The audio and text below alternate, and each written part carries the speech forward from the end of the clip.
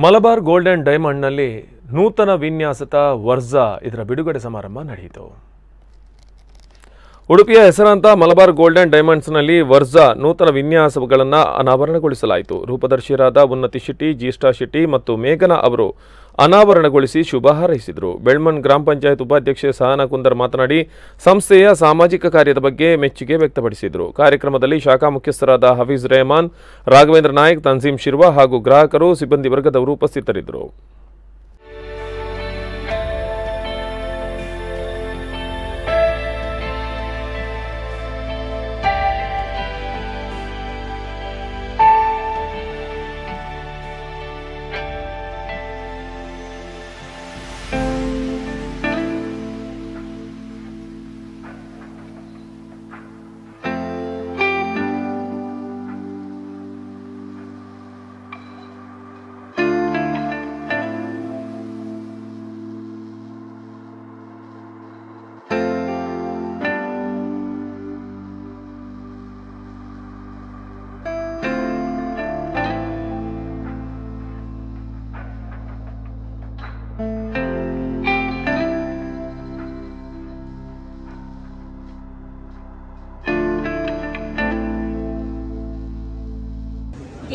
ಈ collection in the inauguration function, so I wish you all the best to Malabar.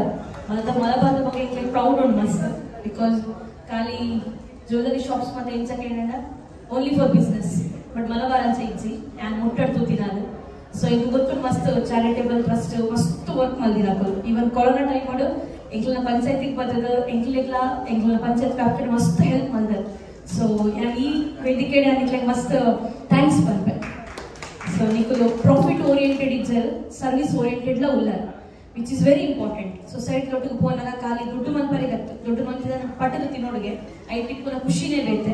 So I wish you all the best. Nanath branches avodu niku nanath beliyodu niku nanath belinath samajada ಏನು ಬಂಗದಾಯಲ್ಲೇ ಆಯಗ ಐತ ಸಹಾಯ ತಿಕ್ಕರಿಗೆ ಹಾಕೋಣ. So my name is Jaysta and I would like to say that Malabar is definitely one place to go for all of your jewelry purchases and needs, and there's a lot of collection of gold and diamond here. As you can see, they give a great concern to detailings and definitely really good collection of diamond and gold. Also Malabar is involved in social service and they've been always doing great work to the society, medical facilities and women empowerment and everything. So thank you. Really good collection of diamond and gold. Also Malabar is involved in social service and they've been always doing great work to the society, medical facilities and women empowerment